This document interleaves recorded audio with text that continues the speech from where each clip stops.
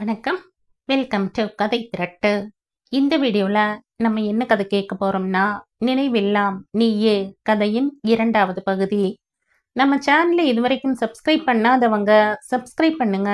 பக்கத்தில் இருக்கிற பெல் ஐக்கானை கிளிக் பண்ணி ஆளுங்கிற ஆப்ஷனை ப்ரெஸ் பண்ணுங்க. ஸோ தட் நான் போடுற கதைகளை உடனுக்குடனே நீங்கள் கேட்கலாம். ஹைப்புங்கிற ஆப்ஷனை கிளிக் பண்ணி இந்த வீடியோவை ஹைப் பண்ணுங்க. வாங்க கதைக்குள்ளே போகலாம். உன்னை காப்பாற்றும் அவசரத்தில் ஏ என்று கூப்பிட்டது ஒரு குற்றமா சித்ரா? அவன் உன்னை விட பெரியவன் தானே. அப்படி கூப்பிட்டால் நீ என்ன குறைந்தா போய்விடுவாய்? அதைவிட இதற்கு முன் எப்போதாவது இப்படி மரியாதை இல்லாமல் அல்லது தப்பாக உன்னிடம் நடந்திருக்கிறானா அவன் என்று கேட்டார் கண்ணன். அவரின் கேள்விகளுக்கு பதில் சொல்ல முடியாமல் நின்றவளை கூர்ந்து பார்த்து, ஆனால் நீதான் உன்னை விட வயதில் பெரியவனை பார்த்து எப்போதும் அவன் இவன் என்று பேசுகிறாய். இவ்வளவு பேசும் நீ மட்டும் அவனை அறைந்தது சரியா? ஒரு ஆண் பிள்ளையை கை நீட்டி அடிக்கலாமா என்றார் குற்றம் சாட்டும் குரலில். இந்த புது தகவல் சந்தானத்துக்கு அதிர்ச்சியாயிருந்தது. என்னது என்று சற்று உரக்கவே கேட்டார். தந்தையை பார்க்க முடியாமல் சித்ராவின் தலை தானாக குனிந்தது. அவள் தோழிகளோ என்ன செய்வது என்று அறியாமல் கைகளை பிசைந்தபடி நின்றனர். கண்ணன் சொல்வது உண்மையா என்று கேட்டவருக்கு பதில் சொல்ல முடியாமல் நின்றாள் சித்ரா. இந்த பழக்கமெல்லாம் எங்கிருந்து வந்தது? அவன் திருப்பி அடிச்சிருந்தா என்ன செஞ்சிருப்ப? பெண் பிள்ளைகள் அடக்கமாக இருக்க வேண்டாமா என்று மகளிடம் சீறியவர், என்ன நடந்தது கண்ணா?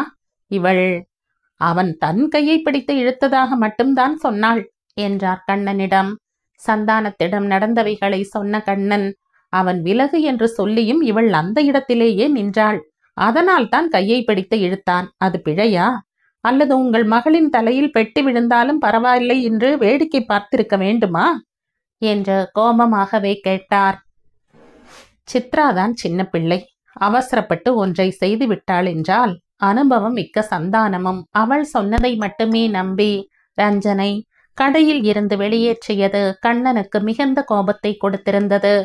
கண்ணன் சொன்னதை கேட்ட சந்தானம் மகளின் பேச்சை கேட்டு அவசரப்பட்டு விட்டோமே என்று வருந்தினார். செருப்புகளை பார்த்து கொண்டிருந்த என்னை கையை பிடித்து இழுத்தான் ரஞ்சன் என்று கண் கலங்க மகள் சொன்னது அவரை நிதானம் இழக்க வைத்தது. ஆத்திரத்தில் அவசரப்பட்டு விட்டேனே என்று தன்னைத்தானே நொந்து கொண்டார் சந்தானம். சித்ராவுக்கோ இவ்வளவு நேரமும் அவன் செய்ததுதான் பிழை என்று இருந்த வீம்பு மெல்ல அகல அவன் வயிற்றில் அடித்து விட்டாயே என்று கண்ணன் சொன்னதில் தப்பு செய்து விட்டோமோ என்று தோன்றத் தொடங்கியது. அத்தோடு அவன் திருப்பி அடித்திருந்தால் இனி வேலைக்கும் சாப்பாட்டுக்கும் என்ன செய்வான்?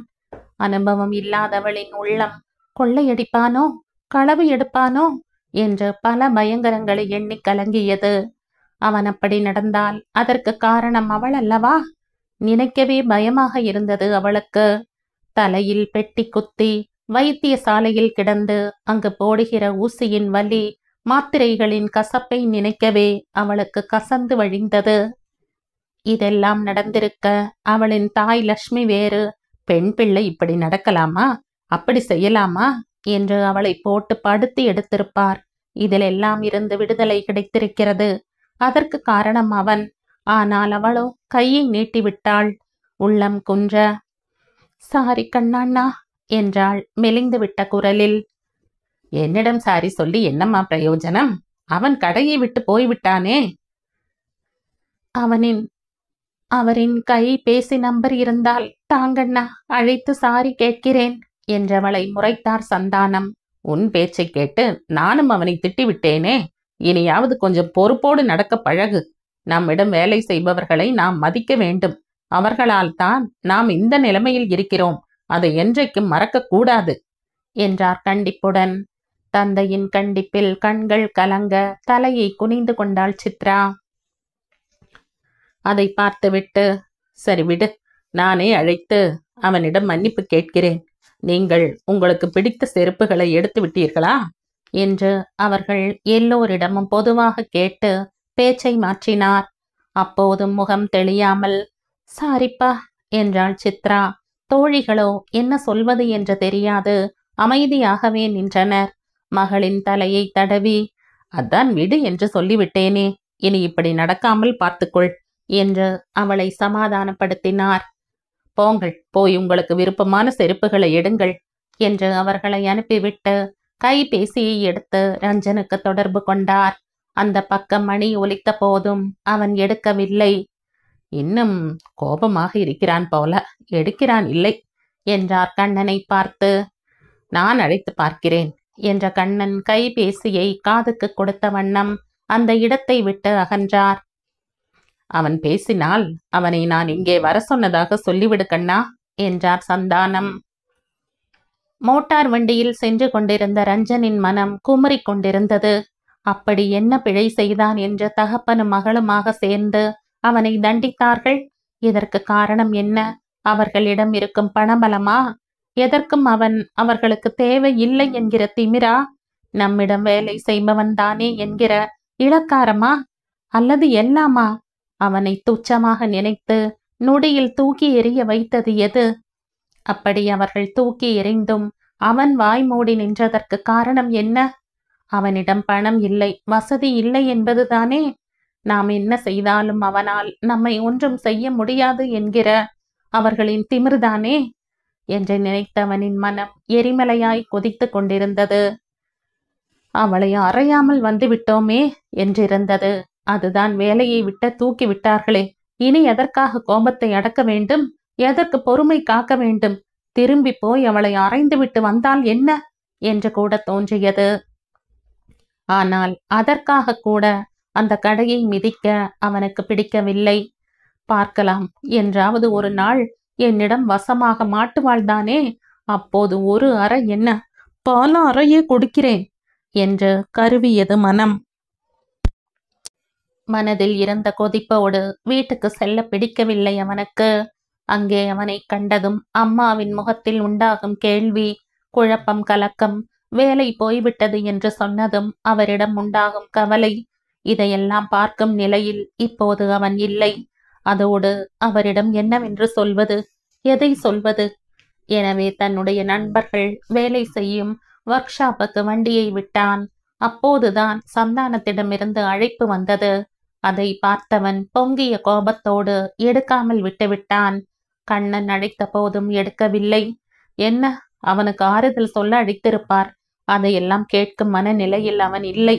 இவனை கண்டதும் ஜீவனும் சுகந்தனும் ஆச்சரியமாக பார்த்தனர். என்னடா இந்த நேரத்துல வந்திருக்க, வேலை இல்லையா என்று கேட்டான் ஜீவன். வண்டியை நிறுத்திவிட்டு ச்சு என்ற சலிப்புடன் அங்கிருந்த பழைய டயர் ஒன்றில் அமர்ந்து கொண்டான் ரஞ்சன். அவன் முகத்தை பார்த்தே ஏதோ பிரச்சனை என்பதை ஊகித்த ஜீவன், 3 பேருக்கும் டீ வாங்கி வாடா என்று சுகந்தனை அனுப்பிவிட்டு கிரீஸ் அப்பி இருந்த கையை தன்னுடைய அழுக்கேறிய சட்டையிலேயே துடைத்தபடி இன்னொரு டயரில் அமர்ந்தான். என்ன மச்சான் பிரச்சனை? பதில் சொல்ல முடியாமல் முகம் இறுகி நின்றவனிடம், ஏதாவது பணம் தேவையாடா என்று கேட்டான் ஜீவன். முழங்கைகளை கால்களில் ஊன்றி நெற்றியை 2 கைகளிலும் தாங்கியபடி குனிந்திருந்தவனின் தலை மட்டும் இல்லை என்பதாக ஆடியது. அம்மாவுக்கு ஏதும் நித்திக்கு? இப்போது நிமிர்ந்து, அவர்களுக்கு ஒன்றும் இல்லையடா என்றான் அலுப்புற்ற குரலில். பிறகு என்னடா என்ற கேள்விக்கும் பதில் இல்லை. அவனின் பார்வை மட்டும் எங்கோ இலக்கின்றி வெறித்தது. அதற்கு மேல் எதுவும் கேட்கவில்லை ஜீவன். ரஞ்சனை யோசனையோடு பார்த்தான். சின்ன வயதிலிருந்தே அவர்கள் மூவரும் நல்ல நண்பர்கள். ஜீவனுக்கும் சுகந்தனுக்கும் படிப்பு ஏறவில்லை. சாதாரண தரத்தை தாண்டுவதே பெரும் பாடாக இருந்தது. அதோடு படிப்பை நிறுத்திவிட்டு ஒர்க் ஷாப்பில் வேலைக்கு சேர்ந்து விட்டார்கள். அதே நிலை ரஞ்சனுக்கும் வந்தபோது வேதனைப்பட மட்டுமே முடிந்தது அவர்களால். அவர்களுக்காவது படிப்பு வரவில்லை, படிக்கவும் வசதி இல்லை. ஆனால் ரஞ்சனுக்கு படிப்புத்தான் போனது என்றால் ஒரு பார்மசியில் கூட அவனுக்கு வேலை கிடைக்கவில்லையே. காரணம் என்ன? தலைவிதி என்பதா அல்லது கடவுளால் அவனுக்கு வழங்கப்பட்ட தீர்ப்பு என்பதா? எதுவோ ஒன்று. ஆனால் அவன் மனதளவில் பெரும் போராட்டத்துக்கு மத்தியில்தான் செருப்பு கடையில் வேலை செய்கிறான் என்பது மட்டும் ஜீவனுக்கு தெள்ளத் தெளிவு. ஆனால் இதெல்லாம் நடந்து 3 வருடங்கள் ஆகிவிட்டதே. இன்று இவனுக்கு என்ன ஆயிற்று? இறுகி சிவந்து கோபத்தில் தணல் போல் ஜொலிக்கும் அவன் முகத்தை பார்க்க விஷயம் பெரியது என்று மட்டும் புரிந்தது. மற்றபடி இந்த 3 வருடத்தில் உணர்வுகளை காட்டாமல் கல்லாக சமைந்திருப்பதே ரஞ்சனின் வழமை என்றாகிவிட்ட நிலையில் இன்றைய அவனது கோபம். அவனாக சொல்லட்டும் என்று அமைதியாகிவிட்டான் ஜீவன். இருவரும் அவரவர் நினைவில் இருக்க, இந்தாங்கடா என்றபடி டீயை நீட்டினான் சுகந்தன். டீயோடு சேர்த்து ஒரு சிகரெட்டையும் தீ மூட்டி வாயில் பொருத்தினான் ஜீவன். அதை பார்த்த ரஞ்சன், எனக்கும் ஒன்றை தாடா என்றான் கையை நீட்டியபடி. என்னது? அதிர்ச்சியோடு கேட்ட ஜீவனின் வாயில் இருந்த சிகரெட் நழுவி கீழே விழுந்தது. பின்ன அவர்கள் புகைப்பதற்கே திட்டும் அவன் இப்படி கேட்டால் தன்னை சமாளித்து, உனக்குத்தான் இதெல்லாம் பிடிக்காதேடா என்றான் ஜீவன். எல்லாம் எனக்கு பிடித்தான் நடக்கிறது, தாடா நீ என்று சலித்தவனின் குரலில் இப்போது பிடிவாதம் வந்திருந்தது. அதை கேட்டு சட்டென்று ஜீவனின் பார்வை சுகந்தனை பார்க்க, குடு என்பதாக தலையை அசைத்த சுகந்தன் யோசனையோடு ரஞ்சனை பார்த்தான். ஜீவன் நீட்டிய சிகரெட்டை வாங்கி வாயில் வைத்து தீ மூட்டி புகையை இழுத்தான் ரஞ்சன். அதுவோ தலையின் மூளை முடுக்கெல்லாம் பரவியது போன்று சுவாசிக்கவே முடியாமல் பலமாக இருமியது அவனுக்கு. கண்கள் கலங்க தொடர்ந்து விடாமல் இருமியவனின் தலையில் தட்டினான் ஜீவன். அது புதுசுக்கு அப்படித்தாண்டா இருக்கும். ஒரு வழியாக இருமி முடித்தவன், இந்த கருமத்தையாடா இப்படி புகைச்சு தள்ளுறீங்க என்றபடி கையில் இருந்த சிகரெட்டை எரிய பார்த்தான். அவனை எரிய விடாது அதை பாய்ந்து பறித்தான் சுகந்தன். லூசாடா நீ, சிகரெட் விற்கிற விலைக்கு ஒரு முழு சிகரெட்டை எரிய பார்த்திய என்றவன் அதை தன் வாயில் வைத்து புகையை இழுத்தான். அவனை முறைத்தான் ரஞ்சன். உடம்பையும் கெடுத்து காசையும் கொடுத்து இதை கட்டாயம் புகைக்கத்தான் வேண்டுமாடா? நாங்கள் அனுபவிக்கும் சந்தோஷம் இது மட்டும்தான், இதையும் விட்டால் வாழ்க்கையே வெறுத்துவிடும் என்றான் சுகந்தன் புகையை இழுத்தபடி. இதெல்லாம் சந்தோஷமான விஷயமாடா? நோய் நொடி வந்து கஷ்டப்படும் போது தெரியும். விடடா, உடம்பை பாதுகாத்து மட்டும் என்ன, குடும்பம் குட்டி என்று சந்தோஷமாகவா வாழப்போகிறோம்? சாகும் வரைக்கும் இப்படி எவனோ ஒருத்தன் ஏவும் வேலைகளை செய்து செய்தே ஓடாய் தேய் போகிறோம். அதற்கெதற்கு உடம்பை பாதுகாத்து என்றான் சுகந்தன் விரக்தியோடு.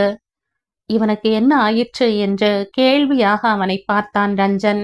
இவர்களோடு பேசினால் மனதுக்கு கொஞ்சம் ஆறுதலாக இருக்கும் என்றுதான் அவன் இங்கு வந்ததே. சுகந்தனோ இப்படி சொல்கிறான். என்னடா, ஏன் இப்படியெல்லாம் சொல்ற? அப்புறம் என்ன மச்சான், எங்க கோலத்தை பார். உடம்புல அழுக்கு, உடுத்தி இருக்கும் உடையில் அழுக்கு, இங்க இருக்கிற அழுக்கோடு ஒரு அழுக்காத்தாண்டா கிடக்கிறோம். யாருமே ஒரு பொருட்டா நம்மை மதிக்கிறதே இல்லை. ஒரு பெண் கூட நம்மை நிமிர்ந்து பார்ப்பதில்லை. ஏண்டா, இந்த வேலை செய்தால் நாங்க மனுஷங்க இல்லையா? எங்களுக்குன்னு மனசு இல்லையா? இல்ல அதுல ஆசைதான் வராதா? போமச்சா, எல்லாமே வெறுப்பா இருக்குடா. படிச்ச பெண்கள் எங்களை திரும்பியே பார்க்க மாட்டாங்க. படிக்காதவ ஒரு பொருட்டாவே நினைக்க மாட்டா. அப்புறம் எங்கடா சந்தோஷமா வாழறது? கனவுல மட்டும்தாண்டா நாங்க வாழறது. இந்த டயர், டியூப், சைக்கிள், வண்டி இதுகளோட நம்ம வாழ்க்கை கழிய போகுது. இதுல உடம்ப காத்து என்னத்தை கிழிக்க போறோம் என்றான் சுகந்தன் வெறுத்த குரலில். ரஞ்சனின் பார்வை மெல்லி அதிர்ச்சியோடு ஜீவனை பார்த்தது. அவனும் எங்கேயோ வெறுத்தபடி டீயை உறிஞ்சிக் கொண்டிருந்தான். அந்த மாவனையே அவனும் அதைத்தான் நினைக்கிறான் என்று காட்டியது. சுகந்தனிடமே மீண்டும் திரும்பி, ஏதும் பிரச்சனையாடா? திடீர்னு எதற்கு இப்படி பேசுகிறாய் என்று கேட்டான். திடீரென்று எல்லாம் ஒன்றும் இல்லையடா. பார், எங்களுடைய 16 வயதில் இங்கே வேலைக்கு வந்தோம். கிட்டத்தட்ட 7 வருஷமா வேலை செய்கிறோம். ஏதாவது முன்னேற்றம் இருக்காடா வாழ்க்கையில? ஒண்ணுமே இல்லை. இப்படியே நாள் போகுது மச்சான். வயசும் போகுது. இன்னும் எத்தனை நாளைக்குடா? விரக்தியும் சலிப்பும் கலந்து கிடந்தது அவன் குரலில். என்றாவது ஒரு நாள் விடிவு வரும் என்று தெரிந்தாலாவது அந்த நம்பிக்கையில் வாழலாம். இது அதற்கு மேல் எதையும் கேட்க ரஞ்சனாலும் முடியவில்லை. 3 வருடங்கள் வேலை செய்தே மூச்சு முட்டிப்போய் நிற்கிறான் அவன். அப்படியானால் அவர்களின் நிலை? அதுவரை தற்காலிகமாக தன் பிரச்சனையை மறந்திருந்தவனின் நினைவுகள் காலையில் நடந்தவைகளை மீண்டும் அசைப்போட கண்கள் சிவந்தது. அவனின் தன்மானத்தை அல்லவா சீண்டி பார்த்து விட்டாள் அவள். அவன் முகத்தையே பார்த்திருந்த சுகந்தன் என்னடா என்று இப்போது அவனிடம் கேட்டான். என்னவென்று சொல்வான்? தலையை ஒன்றும் இல்லை என்பதாக அசைத்தான். இப்போது ஜீவனின் பார்வையும் அவனை கேள்வியாக ஏறிட, வேலையில ஏதாவது பிரச்சனையாடா என்று யூகித்து கேட்டான் சுகந்தன். வேலை போயிட்டது. என்னது? ஏண்டா? ஆனா நீ வேலையை விடமாட்டியே என்று நண்பனை பற்றி முழுதாக அறிந்திருந்த ஜீவன் கேட்டான். கோபமாக நிமிர்ந்து, நான் எங்கடா விட்டேன்? அவங்களா என்ன வேலையிலிருந்து தூக்கிட்டாங்க என்றான் ஆத்திரத்துடன். அப்படி என்ன நடந்துச்சு? நீ எந்த பிழையும் செஞ்சிருக்க மாட்டியே, அது உனக்கு தெரியுது. ஆனா அந்த அப்பனுக்கும் மகளுக்கும் தெரியலையேடா என்றான் குமரலாக. மகளா? யாருடா அது? திமிர் பிடிச்சவ என்ற பல்லை கடித்தவன் கண்கள் சிவக்க அவமானத்தில் சிவந்த முகத்தோடு நடந்ததை சொன்னான். அதை கேட்டதும் பொங்கி விட்டார்கள் அவன் உயிர் நண்பர்கள். அவளை சும்மா வட விட்ட, கன்னம் பழுக்கு திருப்பி கொடுக்காம வந்துட்டியடா என்றான் சுகந்தன் ஆத்திரத்தோடு. எழும்பு மச்சான், 3 பேரும் போய் அப்பனுக்கும் மகளுக்கும் நல்ல பாடத்தை கற்பிச்சுட்டு வரலாம் என்று எழுந்து விட்டான் ஜீவன். இது எதற்கும் அசையாமல் இருந்த இடத்திலேயே அமர்ந்திருந்தான் ரஞ்சன். என்னடா அப்படியே இருக்க? வாடா போகலாம் என்று சுகந்தனை நிமிர்ந்து பார்த்து, போய் என்று கேட்டான் ரஞ்சன். போய் என்ன போய்? போய் அப்பனுக்கும் மகளுக்கும் 4 போட்டுட்டு வரலாம். அப்புறம்? அப்போதும் சுருக்கமாக கேட்டவனின் கேள்வியில் சுகந்தனுக்கு எரிச்சல் வந்தது. என்னடா கேள்வி கேட்கிறாய்? பிறகு என்ன பிறகு? கேட்காமல் இவ்வளவு நாட்களும் கூலிகளாகத்தான் இருந்தோம், இனி என்ன ரவுடிகளாக மாற வேண்டுமா என்று நிதானமாக கேட்டான் ரஞ்சன். அதற்காக உன்னை அடித்தவளை சும்மா விட சொல்கிறாயா? அதற்கு எந்த பதிலும் சொல்லவில்லை அவன். அதற்கிடையில் அவன் கைபேசி சிணுங்கியது. எடுத்து பார்த்தால் அழைப்பது கண்ணன் என்று தெரிந்தது.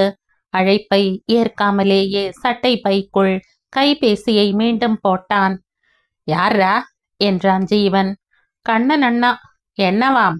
யாருக்கு தெரியும் என்றான் தோளை குலுக்கி. சற்று நேரம் அமைதியில் கழிய, இனி என்ன செய்ய போகிறாய் என்று கேட்டான் ஜீவன். வேறு வேலைதான் தேட வேண்டும் என்றான் மரத்த குரலில். அவன் வேதனை அவர்களுக்கு புரிந்தது. இனி ஒவ்வொரு இடமாக சென்று வேலை கேட்க வேண்டுமே, கேட்டாலும் கிடைக்க வேண்டுமே. அப்படி கிடைத்தாலும் நல்ல சம்பளம் கிடைக்குமா? இதையெல்லாம் யோசித்த ஜீவனுக்கு சித்ராவின் மேல் ஆத்திரமாக வந்தது. அவளை என்னவாவது செய்ய வேண்டும் மச்சான். அவ்வளவு திமிர் இருந்தா, எவ்வளவு திமிர் இருந்தா உன்னை அடிப்பா அவள என்ற பல்லை கடித்தான் அவன். அதற்கும் ரஞ்சன் அமைதியாக இருக்க, ஏண்டா எங்களுக்கு இவ்வளவு கோபம் வருதே, நீ பிடிச்சு வச்சு பிள்ளையார மாதிரி அசையாம இருக்கையே, உனக்கு சூடு சொரணையே இல்லையா என்று கேட்டான் சுகந்தன்.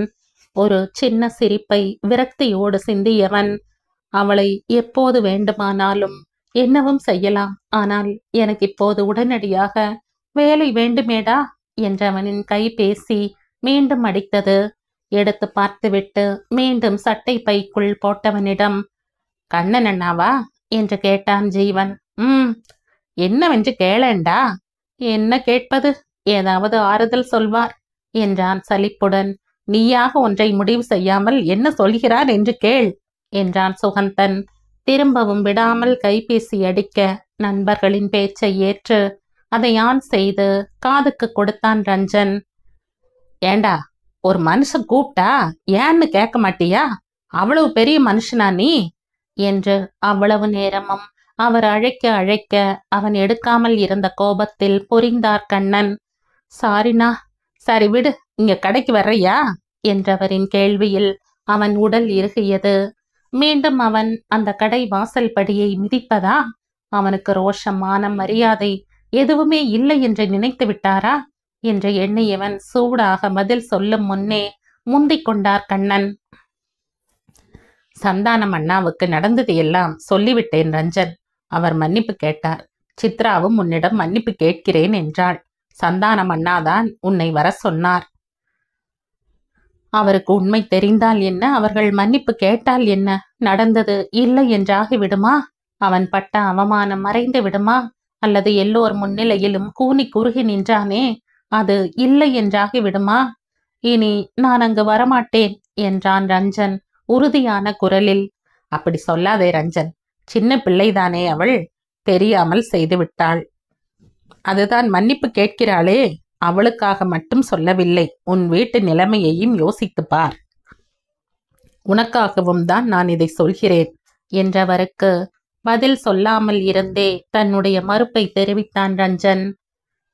அவன் வீட்டு நிலைதானே. வாய் மூடி அவளை அடிக்க துருதுருத்த கையை அடக்கி அவன் வெளியே வந்ததற்கு காரணம் அவனிடம் மிஞ்சி இருப்பது சுய கௌரவம் ஒன்றுதான்.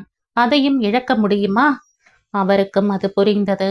கைபேசியில் பேசி அவனை சமாதானப்படுத்த முடியாது என்று நினைத்தவர், எங்கே நிற்கிறாய், நான் உன்னுடன் நேரே பேச வேண்டும் என்றார். நான் இங்கே ஜீவன் சுகந்தனோடு இருக்கிறேன். நான் இப்போது அங்கே வர முடியாதேடா, நீ இங்கே வாயேன் ரஞ்சன் என்றார் மீண்டும். இல்லை அண்ணா, என்னால் முடியாது. போடா, இவ்வளவு பிடிவாதம் கூடாது ரஞ்சன். சரி, மதியம் நாம் வழக்கமாக சாப்பிடும் ஹோட்டலுக்கு வா.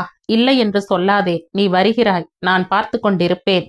இப்போது வைக்கிறேன் என்றவர் வைத்தும் விட்டிருந்தார். மதியம் வரை நண்பர்கள் உடனேயே இருந்தான் ரஞ்சன். மதியம் 1 மணி ஆனதும் வருகிறேன்டா என்றபடி எழுந்தான். சரிடா என்ற ஜீவன், நான் ஒன்னு சொல்லவா ரஞ்சன் என்று கேட்டான். என்ன, சொல்லுடா. மானத்துக்கும் ரோஷத்துக்கும் நம்முடைய மூளையும் மனசும் வேண்டுமானால் அடங்கும் மச்சான். ஆனா வயிறு அடங்காதுடா. எதுனாலும் யோசிச்சு செய் என்றான். ஒரு நொடி அவனையே பார்த்த ரஞ்சன் ஒரு பெருமூச்சோடு தலையை மட்டும் அசைத்து விட்டு கிளம்பினான். அங்கே ஹோட்டலுக்குள் நுழைந்து கண்ணனுக்கு முன்னால் சென்று அமர்ந்தான். மதிய உணவை உண்டு கொண்டிருந்த கண்ணன் அவனை ஒரு பார்வை பார்த்துவிட்டு, நீயும் எதையாவது ஆர்டர் பண்ணி சாப்பிடுடா என்றார். இல்லை, எனக்கு வேண்டாம், நீங்கள் ஏன் வர சொன்னீர்கள் என்று இறுக்கமான குரலிலேயே கேட்டான். சொல்கிறேன், முதல்ல சாப்பிடு. பசியோடு இருந்தா கோபந்தான் வரும். எனக்கு பசி இல்லை. பொய் சொல்லாதே ரஞ்சன், நீ வீட்டில் இருந்து கொண்டு வந்த உணவு அங்கே கடையில் இருக்கிறது. கொண்டு வர வேண்டும் என்றுதான் நினைத்திருந்தேன். உன்னை சந்தித்த வந்த அவசரத்தில் மறந்துவிட்டேன். அதற்கென்ன, இங்கே வாங்கி சாப்பிடு. அவனுக்கும் பசி வயிற்றை கிள்ளியதுதான். ஜீவன் சொன்னது போல் மனதின் வைராகியத்திற்கு அவன் வயிறு அடங்க மறுத்தது. ஆனால் இங்கே வாங்கி சாப்பிடவும் அவன் கையில் சுத்தமாக பணமும் இல்லையே. அன்று காலையில் தானே இருந்த பணம் மொத்தத்தையும் வழித்து தாயிடம் கொடுத்திருந்தான். அதை சொல்லி கண்ணனின் அனுதாபத்தையோ அல்லது அவரின் பணத்தில் உண்ணவோ பிடிக்காமல் கோபத்தை தனக்கு துணை கழைத்தான். இப்போது நீங்கள் சொல்ல வேண்டியதை சொல்லாவிட்டால் நான் போகிறேன் என்றவன் நாற்காலியில் இருந்து எழவும் அவன் கையை பிடித்து அமர்த்தினார் கண்ணன். இந்த கோபத்துக்கோ ரோசத்துக்கு மட்டும் குறைச்சல் இல்ல. என்னிடம் எஞ்சி இருப்பது அது மட்டும்தானே என்று எண்ணியது அவன் மனம். ஆனாலும் வெளியே அமைதியாக அவரையே பார்த்தான். திரும்பவும் வேலைக்கு வாடா என்றார் அவர் நேரடியாக. என்னிடம் பணம்தான் இல்லை கண்ணன் அண்ணா, அதற்காக மானம் மரியாதை தன்மானமும் இல்லை என்று நினைத்தீர்களா என்று கேட்டான் கோபமாக. அதெல்லாம் உனக்கு அளவுக்கு அதிகமாவே இருக்குதுன்னு எனக்கு எல்லாத்துக்கும் தெரியும். அவர்கள் தான் செய்த பிழைக்கு மன்னிப்பு கேட்க தயாராக இருக்கிறார்களே, அப்புறம் என்னடா என்று கேட்டவரின் கேள்விக்கு அவன் பதிலே சொல்லவில்லை. மேஜையில் இருந்த தண்ணீர் கிளாஸை அவன் கைகள் இரண்டும் சுற்றி கொண்டிருக்க பார்வையோ அதையே வெறித்து கொண்டிருந்தது. ரஞ்சன், நான் சொல்றத கொஞ்சம் கேளு. உன் மனநிலை எனக்கு விளங்காமல் இல்லை. ஆனால் என்ன செய்வது சொல்லு? நாமும் கொஞ்சம் சமாளித்துத்தான் போக வேண்டும். அவர்களைப் போல நம்மிடம் பணமா குவிந்து கிடக்கிறது. ஒரு வேலை போனால் இன்னொரு வேலை என்று அலட்சியமாக நினைக்க உன் அம்மா தங்கையை பற்றி யோசி. இதை விட்டு விட்டு அடுத்த வேலைக்கு என்ன செய்ய போகிறாய்? இதே சம்பளத்தில் கிடைக்குமா? இப்போது நீயாக போகவில்லையே, அவர்களாகத்தானே உன்னை தேடி வருகிறார்கள் என்றவரின் பேச்சை மட்டும் கேட்டிருந்தான். பதில் எதுவுமே சொல்லாமல் இருந்தவனின் மனதில் என்ன இருக்கிறது அல்லது என்ன நினைக்கிறான் எதுவுமே புரியவில்லை கண்ணனுக்கு. என்னடா, வேலைக்கு வருகிறாயா என்று கேட்டவருக்கு பதில் சொல்லாமல் இருந்தவனின் தோளை ஒரு கரம் பற்றியது. அதுவரை கண்ணன் சொன்னவைகளை கேட்டுக்கொண்டிருந்த ரஞ்சன் தன் தோளை பற்றியது யார் என்று அறிய திரும்பி பார்த்தான். அங்கு சந்தானத்தை கண்டதும் கண்ணனை திரும்பி பார்த்து முறைத்தவனின் விழிகள், இது உங்கள் வேலையா என்று கேட்டது. அவன் முறைப்பின் பொருளை உணர்ந்து, நான் சொன்னால் நீ கேட்கவா போகிறாய்? அதுதான் அவரையே வரவழைத்தேன் என்றார் கண்ணன் புன்னகையுடன். நான் சொல்லித்தான் கண்ணன் உன்னை கூப்பிட்டான் என்றபடி ரஞ்சனின் அருகில் இருந்த இருக்கையில் அமர்ந்தார் சந்தானம். எங்கள் மேல் இருக்கும் கோபம் இன்னும் போகவில்லையா ரஞ்சன்? அவரின் கேள்விக்கு பதில் சொல்லாது இருந்தவனின் முதுகில் தட்டி, நானும் சித்துவும் செய்தது பிழைதான், மன்னித்துவிடு என்றார் அவர் கௌரவம் பாராது. வயதில் பெரியவர், செல்வாக்கான மனிதர். பெருந்தன்மையாக மன்னிப்பு கேட்டது சங்கடமாக இருந்தாலும் அதை அவனால் ஏற்றுக்கொள்ளவும் முடியவில்லை.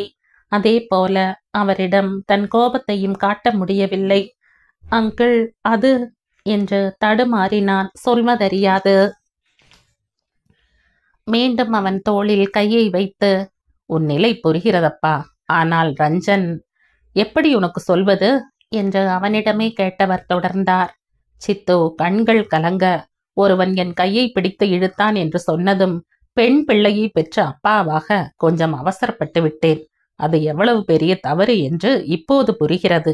ஆனால் நடந்தது தானே. அதையெல்லாம் மறந்துவிட்டு வேலைக்கு வாப்பா. அவர் மகள் கண் கலங்கினாள் என்பதற்காக எதையும் செய்ய முடியுமா? தீர விசாரிக்க வேண்டாமா? நானும் இன்னொருவரின் பிள்ளைதானே என்ற முணுமுணுத்த மனதை அவரிடம் காட்டிக்கொள்ளாமல், இல்லை அங்கிள், எனக்கு திரும்ப வேலைக்கு வர விருப்பம் இல்லை என்றான் உறுதியான குரலில் தெளிவாக. ஏன் விருப்பமில்லை? சரி சொல்லு, நான் என்ன செய்தால் உன் கோபம் போகும் என்று கேட்டவரிடம் என்ன சொல்வான்? பதில் சொல்லாது இருந்தவனிடம், என்னடா இது, அவர் உன்னை மதித்து வந்து மன்னிப்பும் கேட்டுவிட்டார், இனி வேலைக்கு வருவதற்கு என்ன என்று சற்று கோபமாகவே கேட்டார் கண்ணன். நீ கொஞ்சம் பொறு கண்ணா என்று சொன்ன சந்தானம், சித்துவையும் உன்னிடம் மன்னிப்பு கேட்க சொல்லவா என்று கேட்டார். அவரின் கேள்வியே அவருக்கு அதில் பெரிய விருப்பம் இல்லை என்பதை உணர்த்திய போதும், இல்லை இல்லை வேண்டாம் என்றான் ரஞ்சனும் அவசரமாக. அதற்கு காரணம் அவளின் முகத்தை பார்க்க கூட பிடிக்கவில்லை அவனுக்கு. மன்னிப்பு கேட்கிறேன் என்கிற பெயரில் அவள் அவனிடம் பேசுவதோ அதை அவன் நின்று கேட்பதோ நினைக்கவே பிடிக்கவில்லை. பிறகு என்ன? நீ வேலைக்கு வா, உன்னை போன்ற நல்ல தொழிலாளியை என்னால் இழக்க முடியாது என்று சொல்லிக் கொண்டிருந்தவரை சடார் என்று திரும்பி பார்த்தான் ரஞ்சன். அதை உணர்ந்து, நீ நினைப்பது புரிகிறது ரஞ்சன். அது காலையில் ஏதோ அவசரத்தில் கோபத்தில் யோசியாது உன்னை வெளியே போக சொல்லிவிட்டேன் என்றார் தனிவாகவே. அவர் என்ன சொன்ன போதும் அவனால் அவரின் சமாதானங்களை ஏற்றுக்கொள்ளவே முடியவில்லை. மீண்டும் மீண்டும் அவன் கூனி குறுகி நின்றதே கண் முன்னால் வந்து போனது. அதை நினைக்க நினைக்க மனம் கொதி நிலையை அடைவதும் குறைய மறுத்தது. அவனின் இந்த நிலைக்கு காரணம் என்ன? சொந்த பந்தங்கள் எல்லோரும் அவனது குடும்பத்தை ஒதுக்கியது ஏன்? வருங்கால மனைவி என்று இருந்தவளின் அலட்சியம் எதற்காக? ஒரு பெண் ஆண் மகனான அவனை அத்தனை பேருக்கு முன்னால் தைரியமாக அறைந்ததற்கு காரணம் என்ன? இதையெல்லாம் நினைக்க நினைக்க மனதில் வன்மமும் ஆத்திரமும் அதிகரித்து கொண்டே சென்றது. ஆனால் அதை காட்டவோ வெளிப்படுத்தவோ முடியாதே. அந்த இயலாமையில் இன்னும் இன்னும் எரிமலையானது அவன் மனது. வருகிறாய்தானே வேலைக்கு என்கிற கேள்வியில் சிந்தனை கலைந்தவன் மறுக்கத் தொடங்கும் முன்பே, இனியும் நீ மறுத்தாயானால் என்னிடம் வேலை செய்த ஒருவனுக்கு தவறு இழைத்து விட்டோமே என்று என் மனம் கடைசி வரை குன்றும் ரஞ்சன். அதனால்தான் இவ்வளவு தூரம் உன்னிடம் கேட்கிறேன். எனக்கு எப்படியும் உன் அப்பா வயதுதான் இருக்கும். அவர் ஒரு பிழை செய்தால் மன்னிக்க மாட்டாயா என்றவரின் கடைசி கேள்வியில் முற்றாக விழுந்தான் ரஞ்சன். அப்போதும் நடந்தவைகளை மறந்து விட்டான் என்றோ மன்னித்து விட்டான் என்றோ சொல்ல முடியாவிட்டாலும் முன்பு போன்று உறுதியாக அவனால் மறுக்க முடியவில்லை. இதுவரை அவர்களின் உரையாடலில் தலையிடாமல் இருந்த கண்ணன் சந்தானத்திடம் என்ன சொல்வது என்று தெரியாமல் தடுமாறியவனை ஒரு பார்வை பார்த்துவிட்டு, அவன் வருவான் அண்ணா, நீங்கள் போங்கள், நான் வரும்போது கூட்டிக் கொண்டு வருகிறேன் என்றார். அவரை முறைத்தவனை ஒரு பொருட்டாக கண்ணன் மதிக்கவே இல்லை. கட்டாயம் வந்துவிடு ரஞ்சன் என்று விட்டு எழுந்து சென்றார் சந்தானம். அவர் போனதும், உங்களை யார் அப்படி சொல்ல சொன்னது என்று பாய்ந்தவனை கண்டிப்பான பார்வை பார்த்தார் கண்ணன்.